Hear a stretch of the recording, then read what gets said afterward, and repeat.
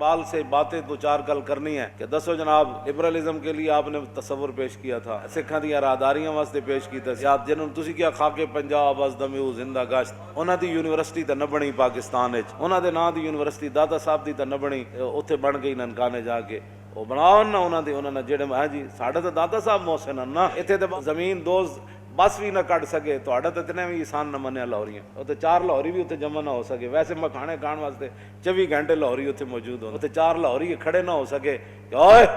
ये मैट्रो तो नहीं जा सकती, तो पता नहीं एडा हिंद वली लेटिया जनाब, लेकिन किसी ने जुर्रत नहीं हो सकी